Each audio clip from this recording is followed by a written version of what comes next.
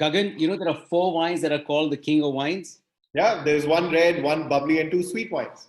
True. And amongst them, there's one which is so prestigious that it also mentioned in the country's national anthem. So, which one am I talking about? The brilliant nectar of Tokai from Hungary, a dessert wine, drinking which is an occasion by itself. Your wine general knowledge is on point, Gagan. Yeah, sometimes, but as we always begin from the scratch, so do tell, why is the wine called so? Listen up, guys. So the name Tokai comes from the Slavic word Stokaj, which means confluence. That means the region where two rivers meet. And there's another claim which says it's the Armenian word for grapes, and that's how the region got its name. So history is unclear about the region, its name, and even as to how and when it began. But the general belief is that wines were definitely made back in the 12th century. Viticulture began here much earlier, possibly even before Christ. Over the centuries, the wine has been crafted by many hands, whether it was the Romans in the first century or the Magyars in the ninth century, the mix of settlers from France, even Russia. They all have contributed to the wine traditions of the area.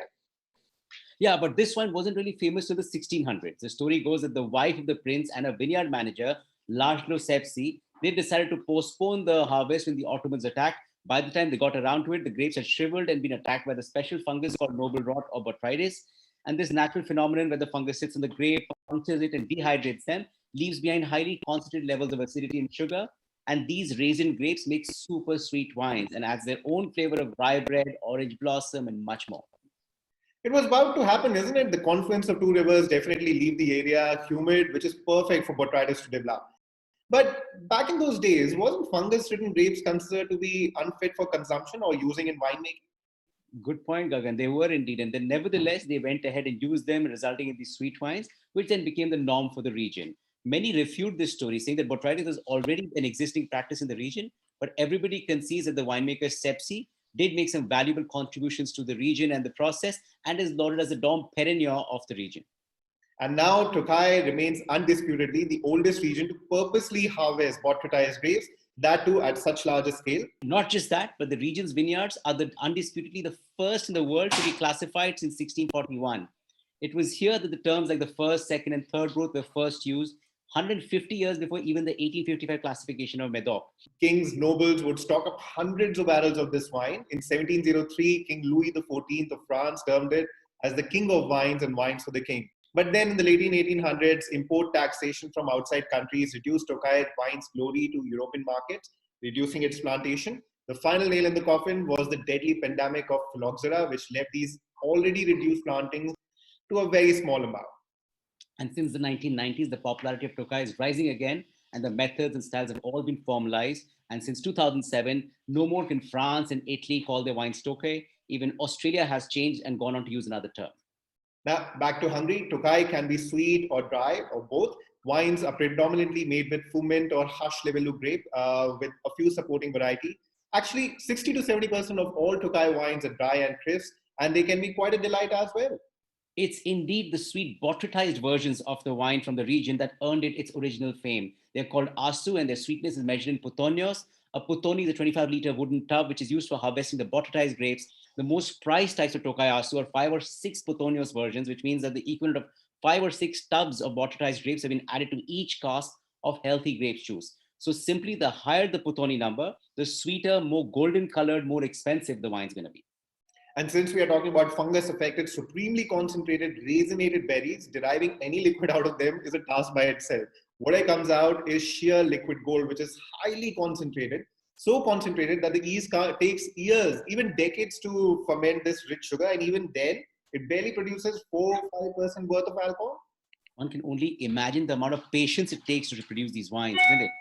Patience to ferment and then to age, and all that aging requires a lot of space. That's why since the 1400s, there are kilometers of underground cellars in the region. One can easily suspect about 200 kilometers long. They're covered with this thick blanket of mold from humidity in the area, which, get this, feeds off all from the evaporated alcohol from the aging. And guess this mold has had more Tokai than you and I put together. And I thought that champagne cellars were long.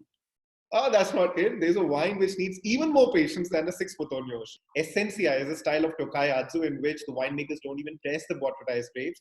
They just leave them, pile them on, and wait for the nectar to be pressed and flow naturally. Imagine how long that could take.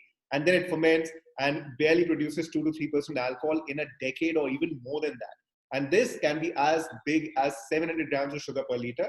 which is why Essentia is so rare that spotting in itself needs some solid fortune. Wow, one glass and that'll knock you off to sleep. I don't know about that, but it surely will knock off your bank balance. Can you even imagine how pricey these wines will be? They are so rare, expensive, and sweet that they are not served out of a glass, but in a tiny spoonful made out of glass. That's crazier. So back to today, what are we tasting? What we are tasting today is Tokaji from 2010, and it is a 6 Potonyos. So this is the next big thing, and just look at how dark the color is. Wow, that looks good. Well, I'm tasting a younger version as well here, but I do have this a 6 Putonios 93 from the time the Iron Curtain fell, but that is reserved for another day. So what are you finding in your glass? First of all, just you can't take your eyes off of the color. It's absolutely dark brown, but it is super rich. But it flows in your glass really easily, even though it is really high amount of sugar. It doesn't seem that syrupy. And on the nose, it's just delectable. There's honey, marmalade, figs, a lot of some prunes in it. There's a little bit of oak, a little bit of spice, that fungus aroma, orange blossom. There's just so much happening in it, and everything is layered. What do you find in yours? I've got the fruit side. I think I agree with the fruit, like apricot compote, like really concentrated, some prunes in there as well. Really rich, honeyed. It's also floral at the same time. So although it's heavy, but it's also got these elegant aromas. Yeah, and on the palate, definitely there's a lot of sugar, but look at the acidity. It just cleans your palate. It's not sticking and cloying. Makes you come back to take another sip of it. You can definitely find a little bit of oxidative character, which of course will happen by the virtue of sitting in barrels for such a long time. But overall, good acidity, good sugar, good body. The flavors put a smile on your face. I would love to ace this wine a little longer, and not just in the bottle itself once it is open, because there's just so much sugar. The bottle can, stick around for another 2-3 months easily. So very happy with this investment. So Deshnoku, Oremus, those are some of the brands that I've generally been tasting. What do you have otherwise that you've been? I do have Arve, Royal Tokai, Patricius, which is, we saw a few bottles of that coming into India at a time. And, we did a dinner where we paired it with foie gras while it was still available in India. We finished it off with a roasted pineapple. I think this is the wine that is the personality on the table, and the dishes can move around. For a sweet wine, it's got a lot of versatility, even from Sichuan flavors to Thai dishes or chocolate orange gatos. I think you can do a lot with this for sure. Yeah, so I think good for the festive season, good for the new year approaching. Yep. Have generously serve everyone and enjoy yourselves. Cheers. Yes.